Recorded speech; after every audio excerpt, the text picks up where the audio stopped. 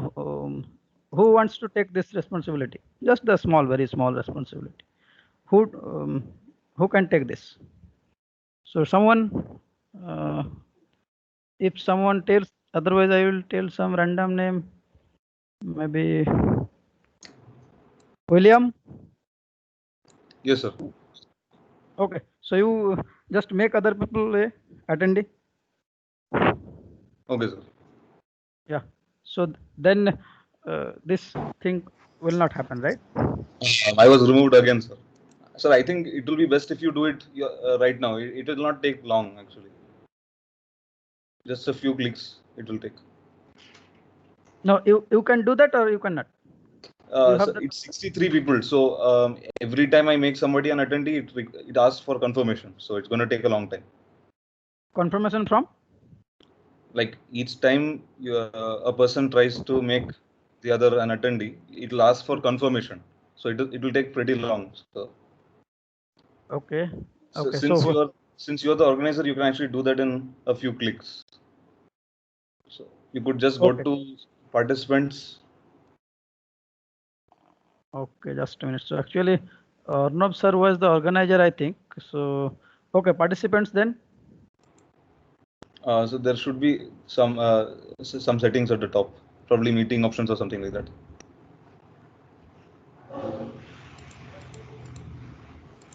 Meeting details, device setting, meeting notes, meeting details, together mode. So which one? Meeting details. Sir, you are a presenter. Yeah. So actually, that Arnab sir, he initially he did this thing. This he was the organizer of he that I think made the send the request to added the every people he has added the in A. So I think I have that options or not.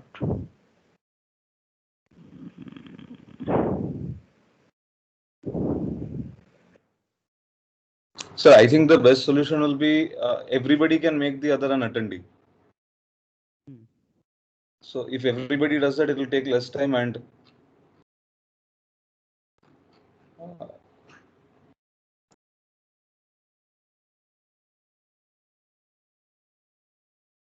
Yeah. So you just do couple of people you can do.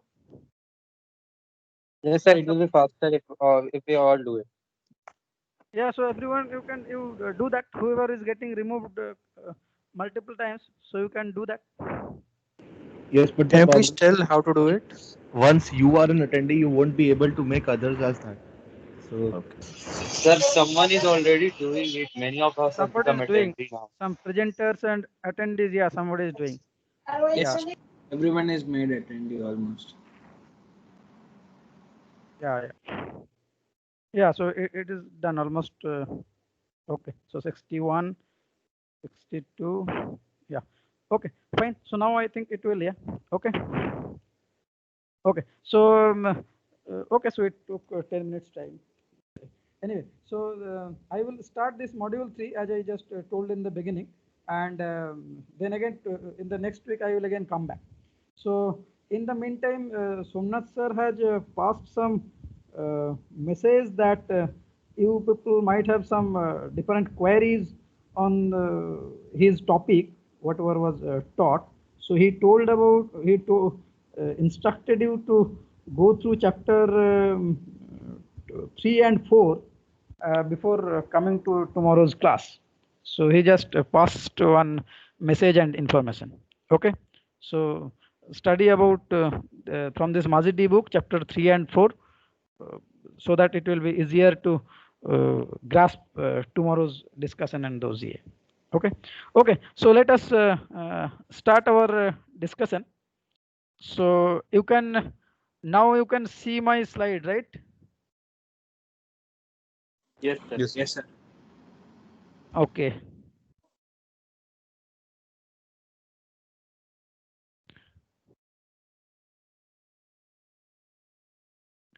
So it is in the first slide or second slide?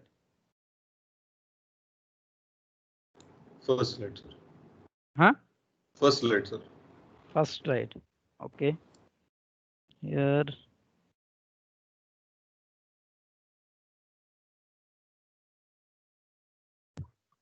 Yes, sir. Now it's in the second slide.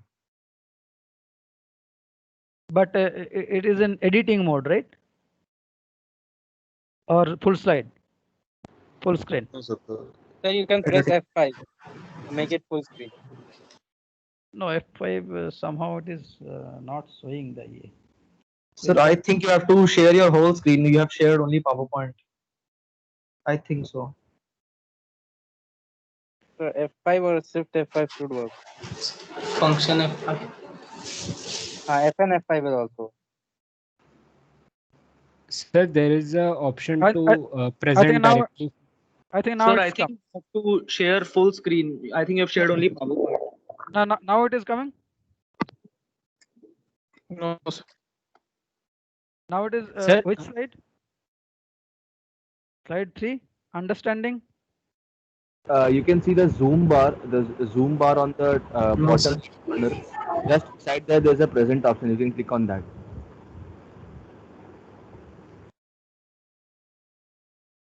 Just Sir, you can share presentation directly from the Teams app. If you do that, we can change the slides on our own as well in our screen. So that way we won't have problem of latency. no, that is not good. No, you. So I will. No, tell but a the particular change slide. will be only in our screen. We can't change your screen. So we can go through the slides on our own. Mhm.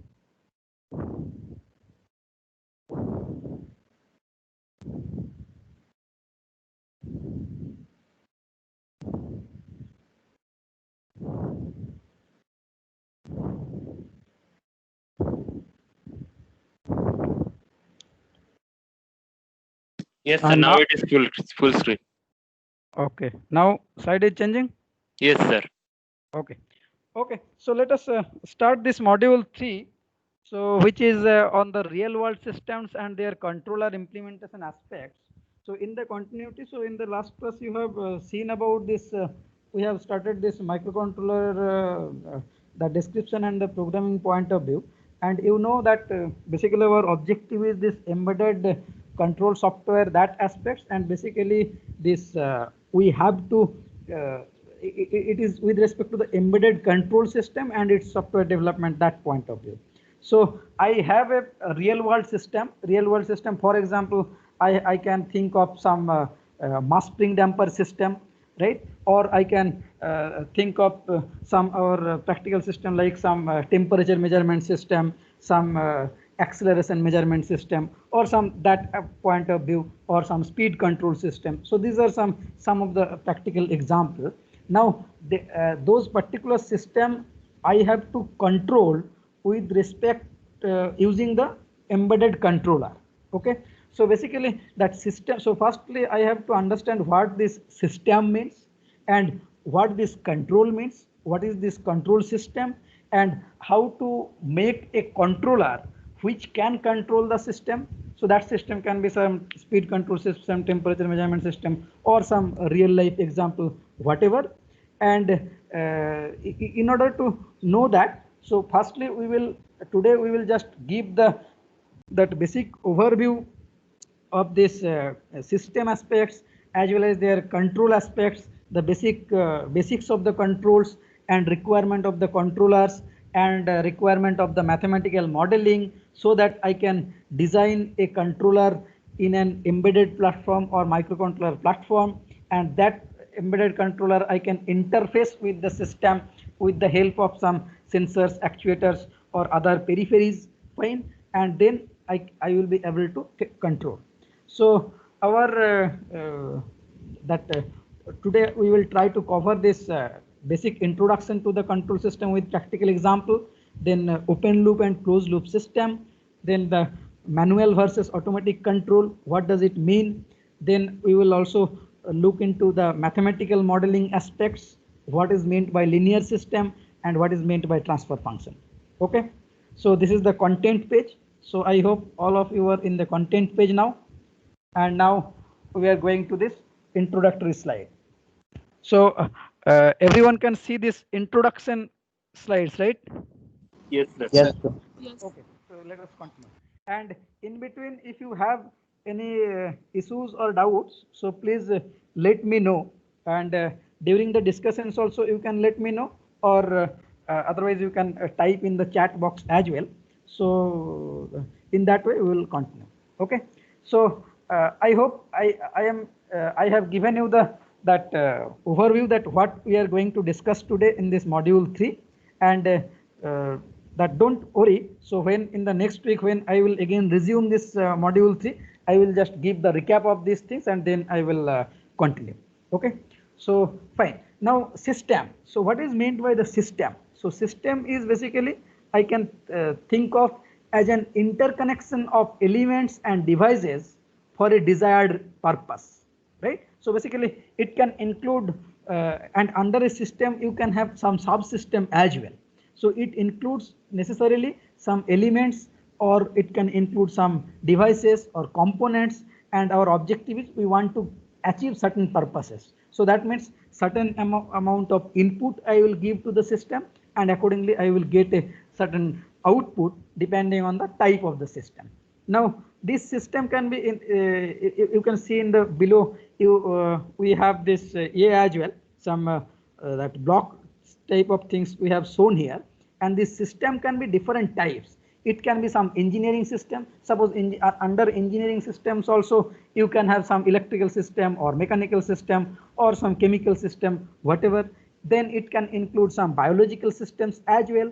Then you can have, so biological system and some, it can include some human bodies or some other biological environment, or it can include some information systems, information technology. So those type of systems can be also there, right?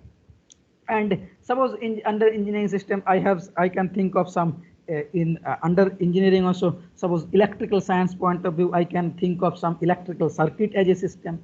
Then we can have some mechanical systems can be there, which can include different mechanical components and so on. And under each system you can think of some subsystem as well. And essentially if I give some control input, then the system will give you certain amount of output depending on the type of the system, right? So in case of electrical system, you can give electrical input, you can get electrical output in terms of voltage, current, power, those type of things, fine. Similarly in mechanical, you can have the input output parameters like displacement, position, velocity, acceleration, flow, pressure, etc. Fine. Similarly, depending on the systems, you can have different type of inputs and outputs. Now apart from that, you can have some disturbance inputs as well. So disturbance input means that which is not desired. So I have my system is targeted for a certain purposes. So that means for a particular type of input, I will get a particular output. But if some undesired input come into the picture, that can also affect the system, right? And to avoid the effect of this disturbance inputs or the undesired inputs, we can include some controller which can take some control action to reduce these disturbances or noises, right? So this is just the very basic overview of the system and its components, and just a small requirement of controller. Okay. Now if we go for the process, so what this process means, now a system can be also thought of as a process, or it can include some device or some plant or system which is under control. That means which we want to control, and obviously control means some sort of measurement, actuation, etc. So those we will come later. So, and basically the input and output relationship for a process or system represents the cause and effect relationship type you can think of, right? So because of this cause you are getting this effect, right? So that type of thing. Now the interaction for a system, as I already told from this block diagram, that the interaction for a system can be defined in terms of the variables like system input, system output, or the environmental disturbances. And in the first diagram, just we are showing that one process I have for a given input, it will give a given output, right? So this is just a very basic overview of what we mean by the system or process, and what is the requirement of this controller in a very, very brief and overview way. So next we will go into detailed strategy.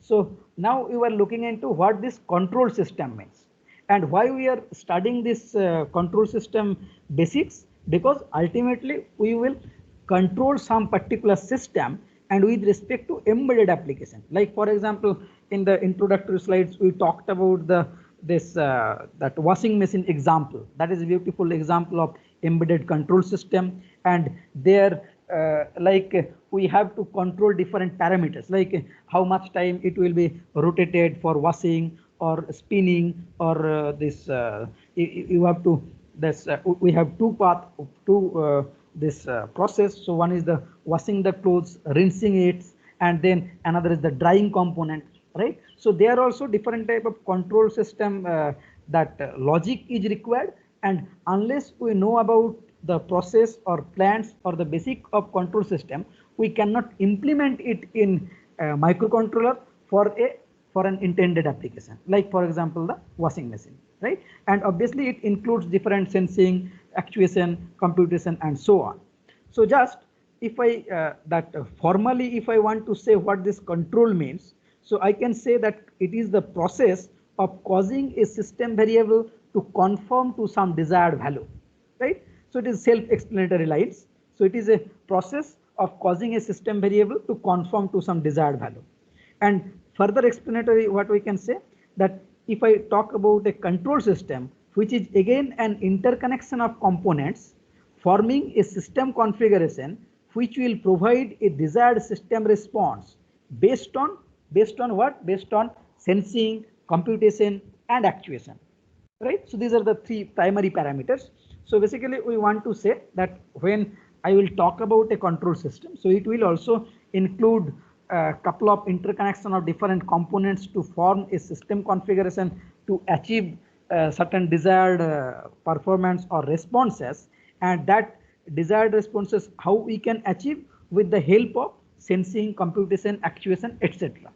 And basically control is nothing but the combination of sensing, computation, and actuation. Broadly we can say that.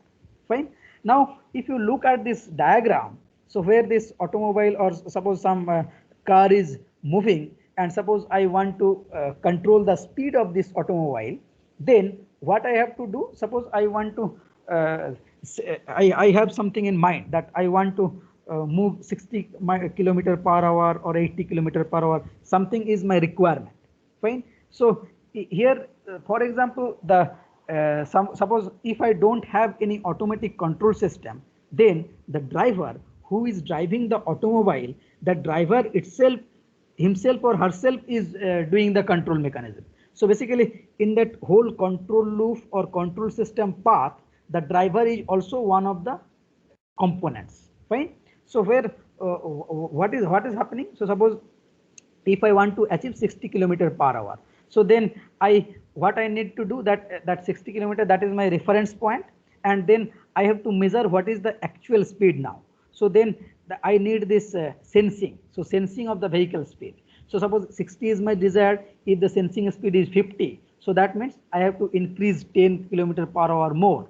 Or suppose if my reference is 60 and the actual sensing speed is 70, so then I have to 10 km per hour, I have to reduce it, right? So without sensing, I cannot understand what is the actual velocity or the speed, and then I will compare with my reference value, and based on that comparison, here you can have that compute control law. So that means in this computation path, this comparison is happening, that what is my target value or reference value and what is my sensed value. Based on that comparison, we can understand the error is positive or negative. Accordingly, it will the signal will come and it will actuate, suppose the throttle you can say, and then the car or automobile will be trying to achieve that particular speed. Fine. So in this case, you can think of that driver's eyes. So suppose in the speedometer or the pedometer, the speed is showing that how much is there, that what is the present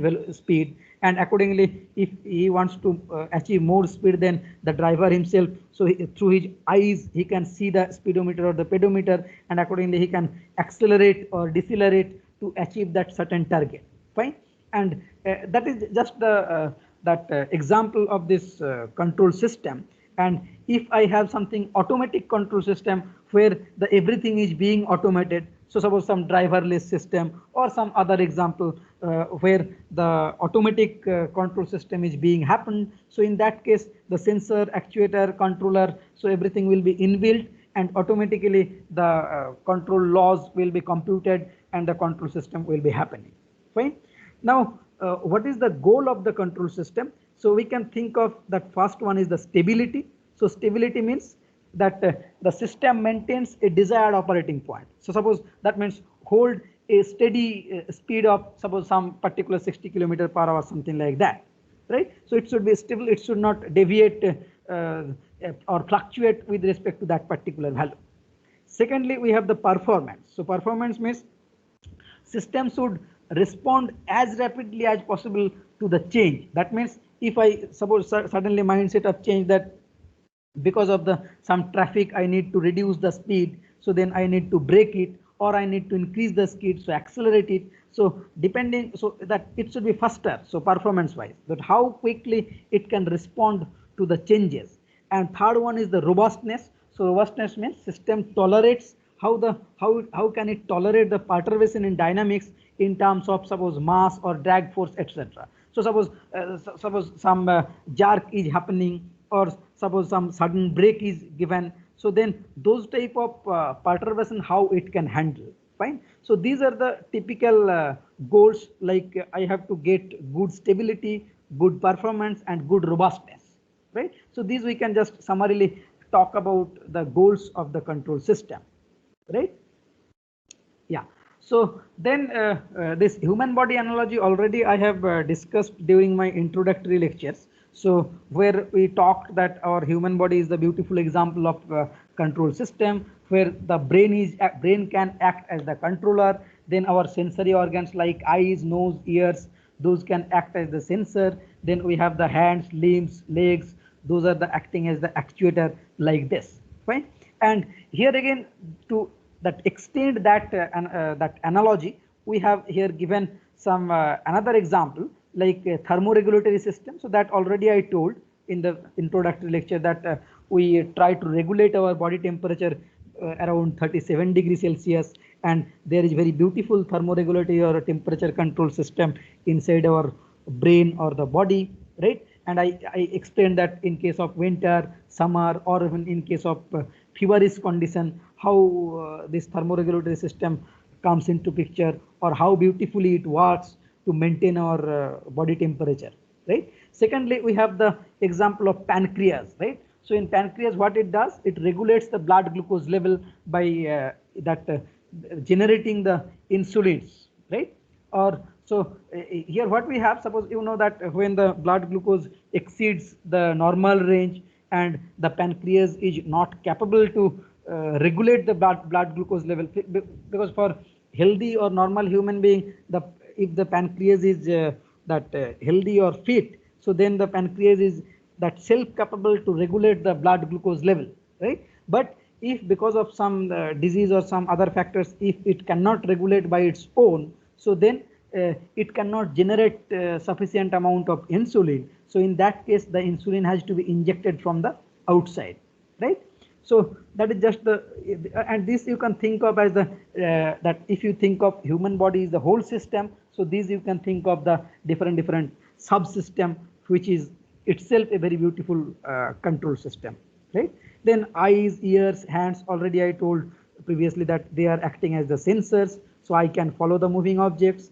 Then hands, legs, so those are acting as the actuators, which can pick up some object and place it some predetermined location, and so on. So here just couple of examples in terms of system or subsystem with respect to the control analogy we talked about for the human being. Similarly, you have lot of different sub-components inside our body itself, where you can find very beautiful control system is inbuilt implemented. Okay. So hope till now it is fine, right? The basic overview, or any doubts are there so far? If not, then we will move forward. Okay, so next let us go a bit deep into the control system. So we have open loop and closed loop system. Fine. So open loop, from the name itself you can understand that open loop means simple, straightforward, some straight line you can think of. Like you can this is that open loop. So where I don't have any path which can close the loop.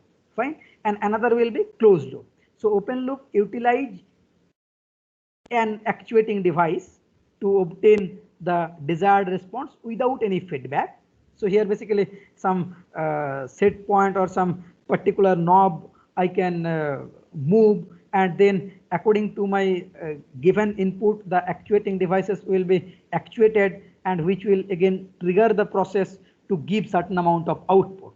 So here we don't have any feedback path, whereas in closed loop system in the right side we can see that there is the loop is being closed. So basically from the output to input some feedback path is given, right? Now what is in this closed loop system what we have? So this block diagram earlier also we have seen that basically the desired output response, that is the set point or the reference point, and that will go to the comparison block, right? And comparison block another another port will be connected to the feedback through the measurement system, and in this measurement system we can have the sensor, and those two data will be compared, the reference data and the sensor measured data, and that will be the error. So that error will go to the controller, then again controller output will go to some actuator which can trigger the process to achieve some desired output.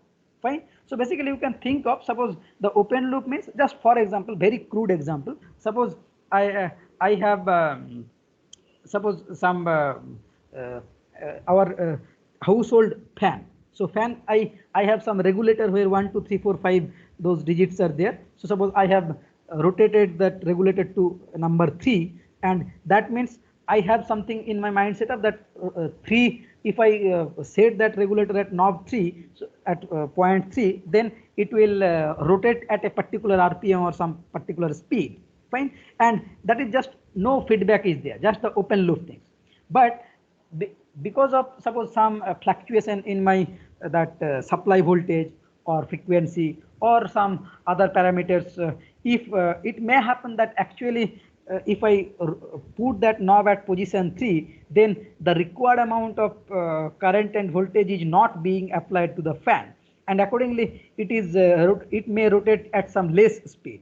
But we don't have any feedback mechanism or any controller which can that regulate or control this mechanism, right? So this is just a very crude example of this open loop system. Whereas if I have some controller which will measure my fan speed continuously, I have some speed sensor and speed data and my desired data, that they will be compared, then the controller can, if I can implement some that type of logic, then I have some controller which can, based on my error, which can generate some comment, and accordingly it will trigger the fan to rotate at a particular RPM like this. Fine. So then I can say that is the closed loop things like this. Now just more practical example, if we go for the position control system, for example missile launcher system. Fine. So you look at the first diagram where what we are saying that suppose this position control means you might have heard about the potentiometer. So potentiometer, at least in basic electrical lab all of you have done. So potentiometer you must have been acquainted with. So potentiometer means you can think of this resistive type of elements which can have typically 3 terminals. One is the that source terminal, another can be negative or it can be grounded, and another is the wiper terminal. Fine. And if this wiper position changes, and accordingly the voltage output will differ. Fine. So basically that this potentiometer can be thought of as a measurement devices for displacement or position measurement device, right? So suppose so here what we have, suppose position control we want to do. So then in here we have at the remote location we have this potentiometer type of arrangement, and there here this wiper, this middle terminal is the wiper, which is if it is displaced along this length, so accordingly a certain amount of voltage will be generated. Fine. So then what will happen? So suppose this knob or this wiper position is at suppose some x1 position, and for that x1 position some electrical output control signal is getting generated, which is fed to the power amplifier. Then power amplifier output goes to the motor, which is actually displacing or rotating this missile launcher system. Fine. So here we don't have any feedback path. It is completely open loop, where we are assuming that if the potentiometer knob is at x1 position, then the missile launcher will be at some y1 position, right? So this is completely open loop, but here we are not actually measuring that. This is based on the predetermined some calculation or predetermined analysis. It is shown that x1 position of potentiometer means y1 position of missile launcher system. But here we don't have any sensor which is actually measuring that whether that output is really y1 or y2 or y3, right? So that is completely open loop, and open loop there is always a high chance that I will not get the desired output because of some other disturbances or some several factors. Fine. Now in the same system, if I want to implement it into the closed loop system, then what I can see, you can see this particular right side figure. So here, what is the difference between this left side figure and right side figure?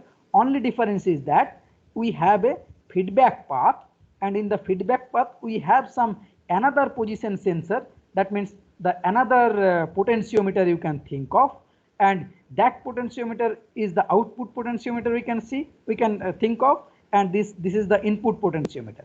So basically here in this differential amplifier, what we are saying, that is nothing but that error block you can see, and in this error block what is going, one output is going from this control signal, that is the reference input, and another is coming from the feedback path, and those two will be compared, and accordingly error will be generated, and accordingly the controller here that additionally some controller block can be also there, or according to that error the power amplifier will generate the signal, and which is rotating or moving the motor to a certain position. And in this way, because of this feedback loop, complete closed loop system, you can expect that here the accuracy of the system or the measurement will be much more better with respect to the open loop thing. Fine. So this is just the difference between open loop and closed loop. I hope you understood this. So next we will go for this general control system block diagram. So this block diagram earlier also we have shown, right? And here what we told, that here we have the set point or the reference input, here is the error block, and just the previous slide what we have shown, and from the feedback path we have the sensor data will be coming. So that sensor is actually continuously measuring the actual output, and my reference input and this measured output will be compared, and accordingly the error signal will be generated, either it will be positive or negative, which will go to the controller. Controller will according to the error, controller will take the action in the sense that whether the actuator is to be accelerated or decelerated. Fine. That means whether the whether it has to generate more signal or less signal to achieve the desired output. Accordingly the actuator will also basically trigger the process to achieve our desired output. Fine. Now here we can say that this is the error signal, and this controller output is called as the control signal, actuator output is called as the manipulated variable. And here additionally we can think of some disturbances which can come from outside. Outside means suppose some human being disturbances or some environmental disturbances, some temperature effect, humidity effect, or some other factors can be there, and because of these disturbances also this output may get affected. Fine. But since the controller will generate the control action depending on my reference input and this measured data, so that's why it can take care of this disturbances effect as well. Fine. So in this way the whole control loop is working. And here just more formally we have written, so a control loop is a feedback mechanism which attempts to correct the discrepancies between a measured process variable and the desired set point, and the controller applies the necessary corrective efforts via the actuator to drive the process variable up or down, fine, to achieve the desired output. Now here just the more formally the different components of this block diagram we have shown here.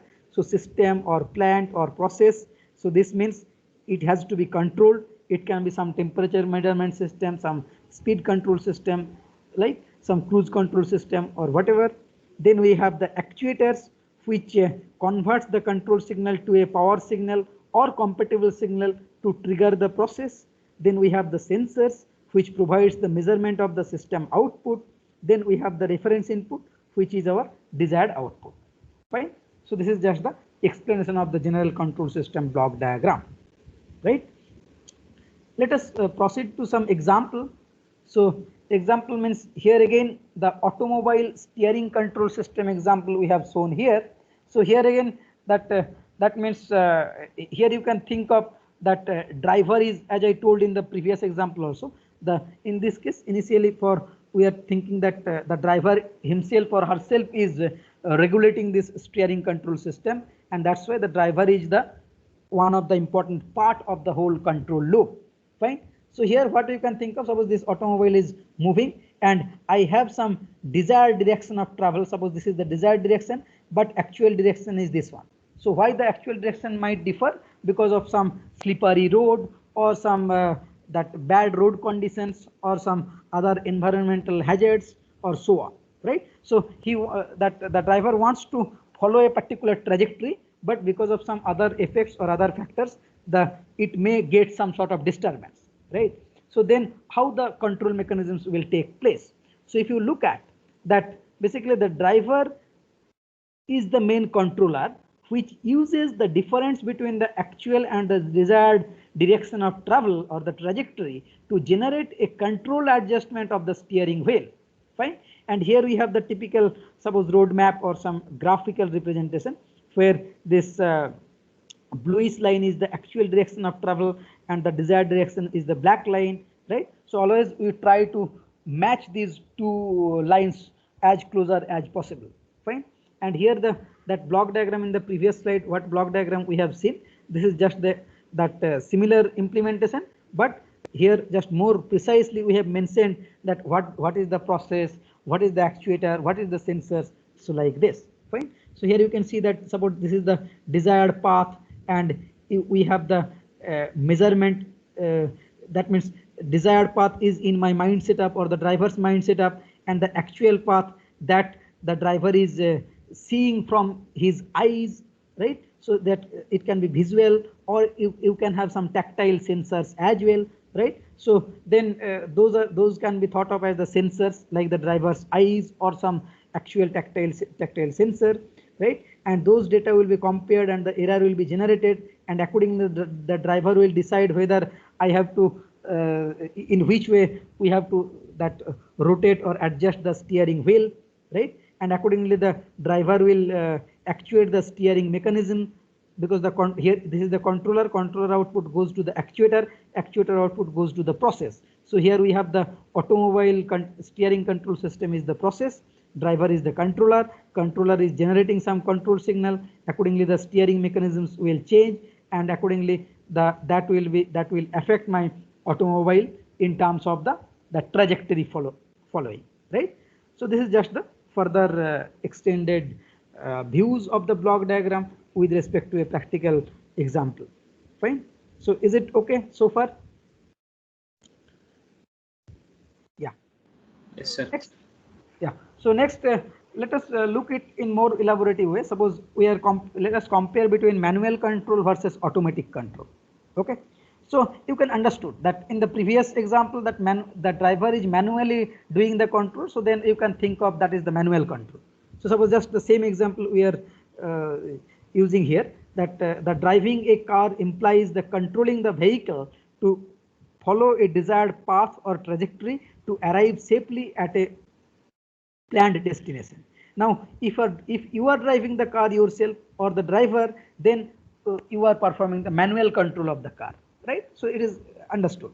Now, but if you have something automatic system, some automatic machine, or some you use some design a machine and or some computer or some controller, then you have built an automatic control system which can automatically do your job, right? Now here again, for further illustration, suppose here you can see this diagram where this person is manually controlling or regulating the level of fluid. Suppose here I have some tank and this is the fluid input. So the tank level, it can be water or some other fluid, that level is gradually rising up, fine. And I want that suppose the level should not go beyond a particular line or particular marking, fine. So here this this person, he is manually, his eyes is acting as the sensor. So basically that through the eyes he is looking that into the this tank, and what is the actual level he is looking into, and what is the actual level and what is my desired level. So that he is sensing, this person himself is sensing, and accordingly what he is doing, here we have some outlet valve, right? So basically this is the inlet valve, this is the outlet valve. So if I want, if the this fluid input goes beyond this line, so then he will open this outlet valve more, so that the fluid will go outside and we will have some desired level. Now it may happen that the valve, because of the manual control, the valve has been opened more. So then what will happen, the level will come below this marking. So then again he has to stop the valve so that the fluid will come and it will reach the desired level. So everything is doing manually, but here you can think of that the loop is closed. Because how the loop is being closed? Because this person eyes is the sensor, and this is the loop. In this way the loop is closing, fine. So his hand is the actuator through the valve, fine. And this brain is the controller. So basically depending on the his eyes, that eyes is the sensor, analyzing the sensor data and this marking. So brain is basically analyzing that what I have to do. I have to close the valve or open the valve. Accordingly he is taking the action, fine. So this is the manual control. Now again in the right side you can see that here is some automatic control, where some 3-axis control system is there, where some semiconductor devices are there. Suppose some wafers or some semiconductor devices where different chips can be fabricated.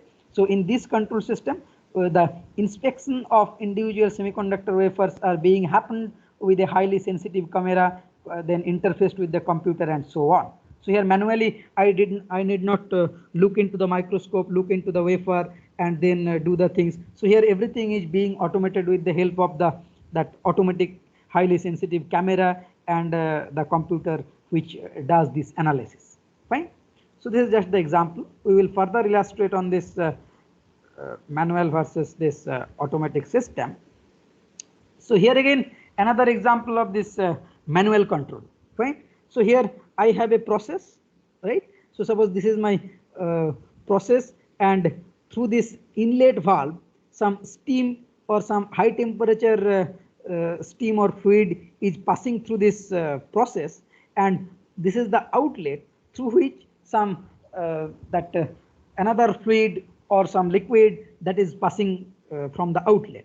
And suppose in this process I want that in the outlet some specific temperature has to be maintained, right? The fluid which is passing through the outlet, specific temperature has to be maintained.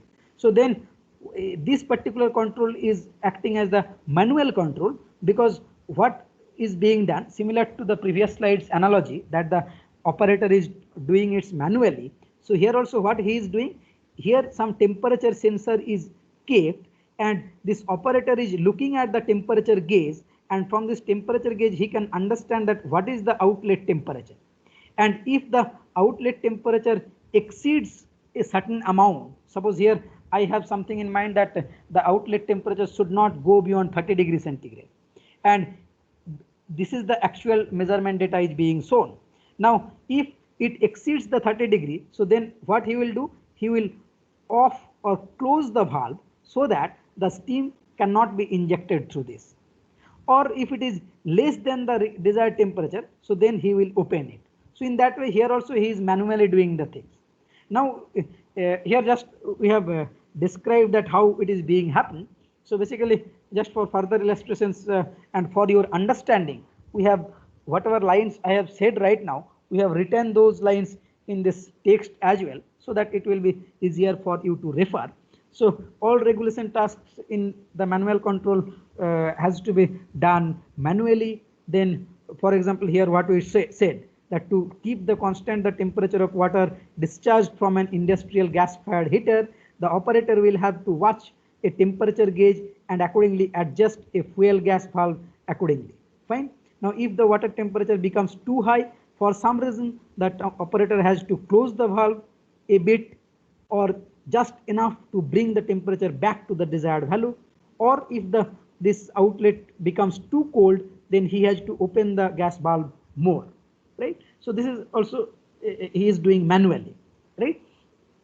Now if I say that the control task done by the operator, it is manual control, but you can think of this as closed loop control, in the sense that here this operator is also an important part of the system, and if you consider the operator, the temperature gauge, the process, everything together, so then it will become the closed loop. Loop is being closed, because you can understand the control task done by the operator is called feedback control, because the operator changes the firing rate based on feedback which he is getting from the process via this temperature gauge. And this feedback control is, in this case, it is being done manually, but it can be done automatically as well. Fine. And here if you think of the control loop, then you can understand the operator, the valve, the process, the temperature gauge all together forms the control loop, and any change the operator makes to the gas valve, it will affect the temperature which is fed back to the operator, thereby closing the loop. Fine. So I hope you understood this manual control things. Now suppose the same manual control, if I want to implement it using automatic control scheme, so then how can we correlate it? Fine. So what will be the replacement?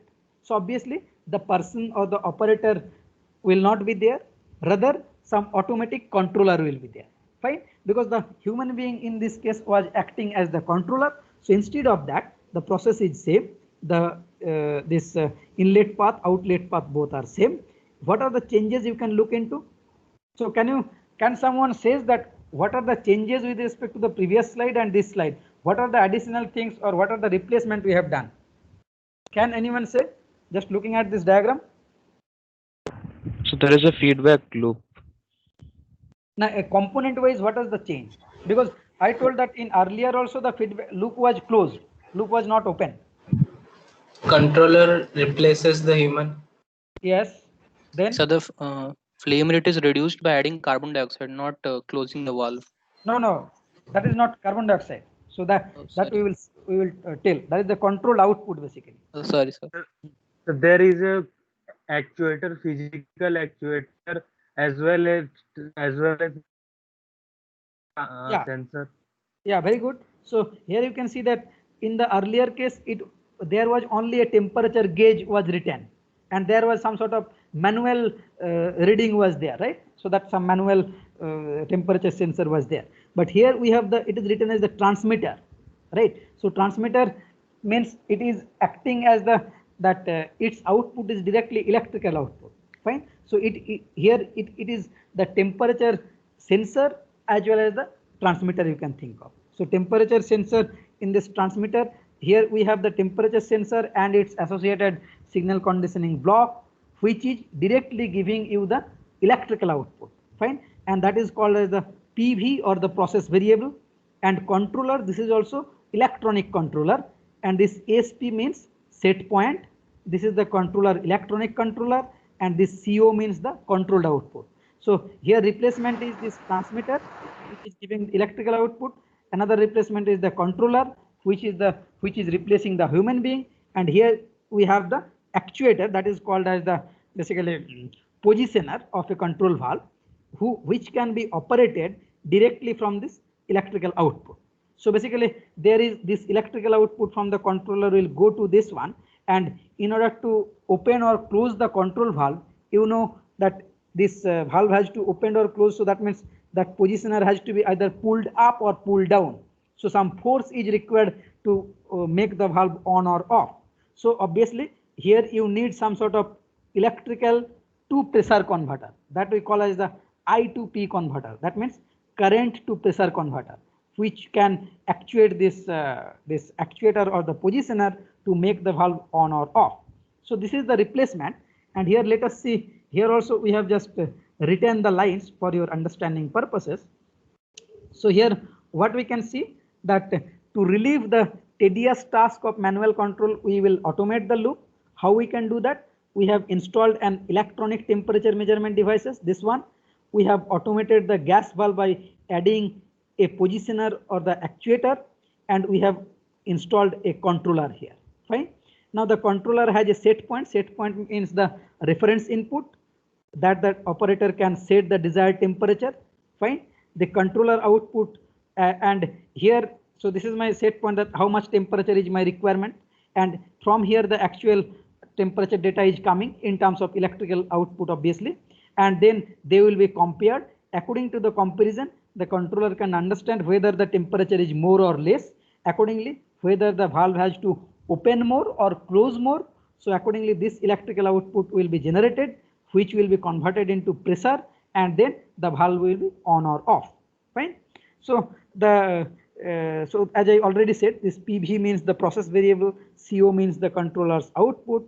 Fine. And these are all are the electrical signal, but here you need electrical to pressure conversion. Fine. Now what is happening? So when everything is up and running, the controller, as I already explained, compares this process variable and set point, and accordingly the control output will be generated, and accordingly the valve will be either on or off, or it will be more close, how much percentage opening, right? So in terms of percentage opening, we can tell it basically, right? So this is about the automatic control. So far is it okay? Any question?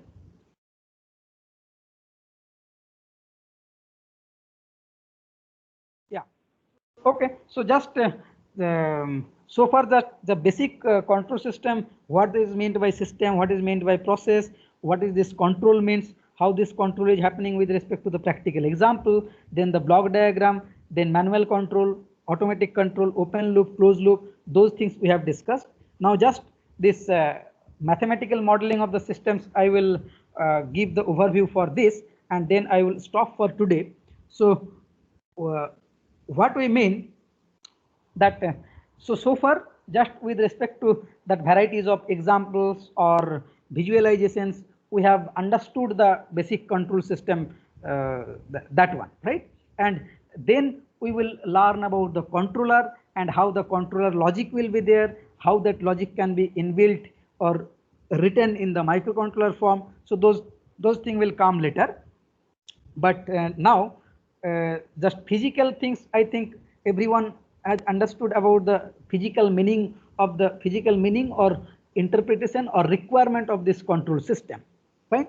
So now let us look at that. Wherever I will tell about a system or control system, there is high requirement to do some sort of mathematical modeling, so that the system physically understanding is very much essential.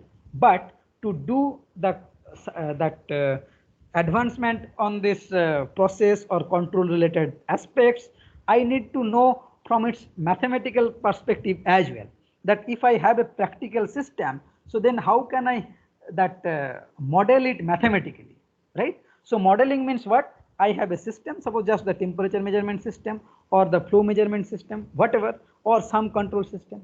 Then firstly I have to understand what is the system, what is its input, what is its output. Then I will try to relate that what is the relationship between input and output, and that relationship I will try to model it using some sort of mathematical equation. So that mathematical equations can be suppose some polynomial equation or some algebraic equation, or it can be some sort of differential equation as well.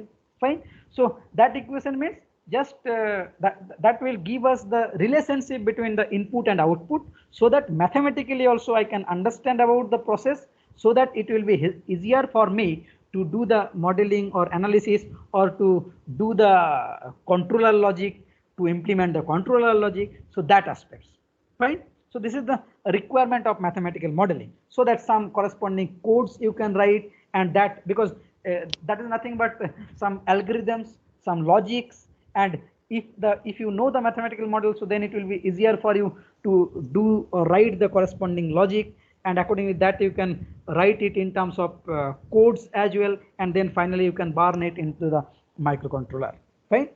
So here, just in studying the control system, the reader must be able to model the dynamic systems in mathematical terms, and which defines the input output relationship. Now the mathematical model can be defined using some set of equations, or it can be some differential equations as well, right? Now let us look at some practical examples. Suppose example 1, I have some sensor, temperature sensor. Okay, so you all know this in your class 2 physics, that if I have some metal, and if the metal is exposed to the temperature, so then what happens? The resistance gets increased, right? So I hope everyone know this law. So then how can I relate this relationship, that for a metal, and that metal, if that metal I can easily use as a temperature sensor, fine, and I can call it as the resistive type temperature sensor. Why? Because depending on the temperature, its resistance gets changed, fine. So if I say that, then can someone tell that for this resistive type temperature sensor, what is the input and what is the output? Please tell someone. Sir, is it the heat is the input and the voltage is the output maybe? No, here So we have not temperature is got. the Yeah, and temperature is the input. resistance is the output. Yeah, that is correct. So here, because voltage I did not get yet, because I have a simple metal type device, which is when that metal will be exposed to temperature change, then its resistance will get changed. So basically, simply its input is, I can tell as the temperature which I want to measure, and its output is the resistance. Fine. Now, unless I know the relationship of this input output, I don't know how with the input temperature increase or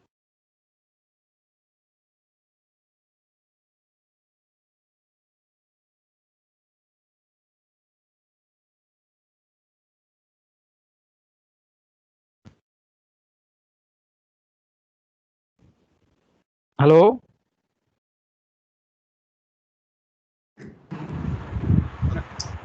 Yes, sir. Can you hear now? Your voice is gone for a Okay, for a moment it's gone. Okay, I will repeat. Okay, so what I told that basically is unless you know that how with the temperature increase or decrease the resistance will, how it will change, you will not be able to determine its characteristics. Fine. So that's why we need to know the mathematical relationship. For example, here for this particular case, I can simply say that RT equals to R naught into 1 plus alpha t plus beta t square plus gamma t cube plus dot dot dot dot. In this way, I can represent its characteristic with this polynomial equation. Fine. Where R naught is the, suppose the resistance at 0 degree centigrade temperature you can think of, and RT is the resistance at T degree temperature. Fine. And this capital T means basically, suppose with respect to 0. So this is basically the difference in temperature. So if the initial temp at 0 degree temperature, if it is R naught, then at T degree temperature it is RT. So here basically this T is T minus 0, so that's why T is coming. So if I can write this is RT1, this is RT2, then it will be T1 minus T2, T1 minus T2 whole square, and so on. Anyway, so forget about that. So just for simplicity, this is the expression, and here this alpha, beta, gamma, they correspond to the material properties, right? So once I understood this relationship, then I can easily say that for this resistance, it means what type of temperature and so on. So just for a simple example. Similarly, if we go for some first order system, suppose I have a tank or a beaker where some suppose some water is there with some certain amount of temperature, and then I have dipped the temperature sensor into that beaker, and initially suppose that the sensor is at room temperature 25 degrees centigrade, fine, Now the beaker which contains the hot water, that is suppose 100 degrees centigrade. Now as soon as I dip that temperature sensor into the beaker, then what will happen? From high temperature to low temperature, the heat transfer will happen, right? And gradually the sensor's temperature will increase, fine. And up to what time this heat exchange will occur? Till the both the temperature of the water and the temperature of sensor both becomes equal. Till that time this heat transfer will happen, fine. Now if you try to analyze this feature, that how this heat balance equations will be there, then that can be easily modeled with the help of a simple first order differential equation, fine, where you can think of as the heat is the heat is as the input and temperature is the output. Likewise you can think of. Similarly, if I have a electrical RC circuit, a simple voltage source, a resistor and a capacitor in series, that circuit, if you just write that KCL or that KVL, you must know that Kirchhoff's current law and voltage law. So that KVL loop, if you simply write, you will get a first order differential equation. Similarly, if I have a mass spring damper system, right? So mass spring damper system in mechanics first year you must have studied. So that mass spring damper system, or in electrical circuit, if you have a RLC circuit where I have a voltage source, I have a resistance, inductor and capacitor, then for that circuits or the mass spring damper system, if you write the corresponding equations, it will look like a second order differential equation, fine. So in this way we can correlate the physical process or the physical system with the help of some mathematical equations. We can model that, fine. And as I said that such differential equations can be obtained using simple physical laws governing a particular system. For example, Newton's law in case of mass spring damper system, or Kirchhoff's law in case of electrical system, and so on, fine. And deriving the reasonable mathematical model is the most important part of the entire analysis of control system. And once you got the mathematical model, you can use various analytical or computer tools for further analysis purpose, right? So this is the concept of the mathematical modeling. So with this I am stopping here. So next week when I will resume it, so then it will be easier for you that why the mathematical model is required. Accordingly we will try to model some first order second order system and how to build their controller. So those aspects we will gradually discuss. Okay, so with this I am stopping now. Please feel free to let me know what questions you are having.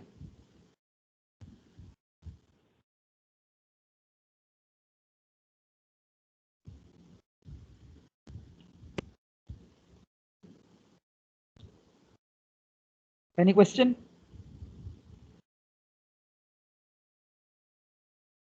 No question?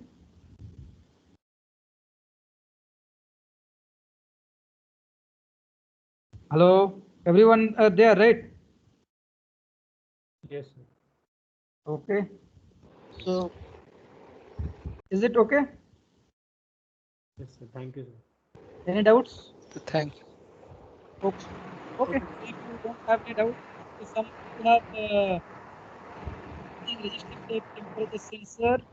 What are we actually sensing, resistance or temperature? Using resistance we are calculating temperature, so the result or output is temperature. Okay, so this is Subham Kumar asked this question. Yeah, very good question. So basically this that our actual objective is to measure the temperature, fine. So Subham is there or not? Yes, sir. Yeah, so our requirement is that we want to measure the temperature, but the sensor what we are using here, the type is that if it is exposed to the temperature change, it will change its resistance, and then finally, so that is the sensor part. Now I need some circuit which can convert the change in resistance into voltage. For example, Wheatstone bridge you can use, right? And that can convert it into voltage output. That voltage you can again process it further.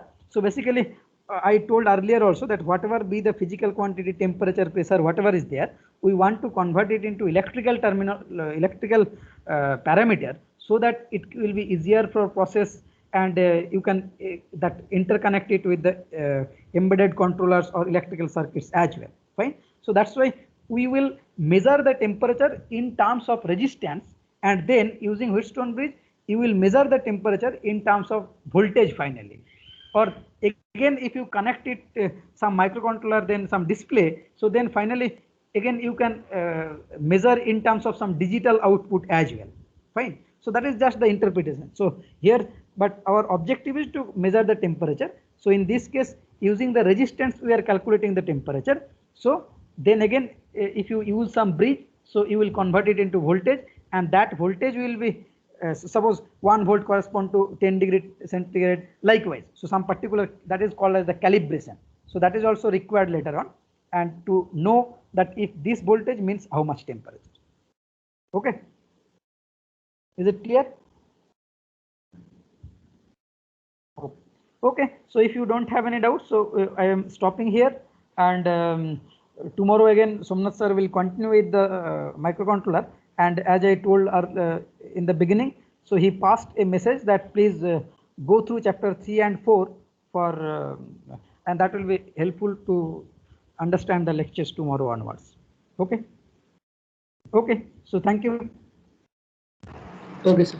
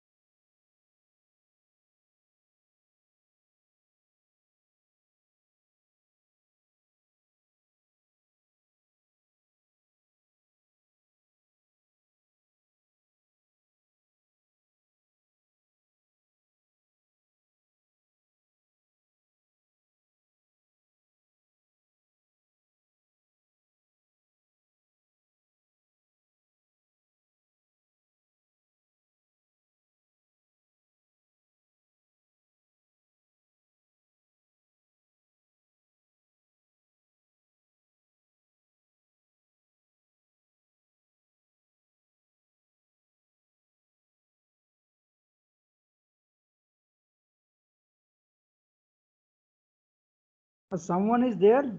Anubhav, Rudrajati, Bharat or Pankaj?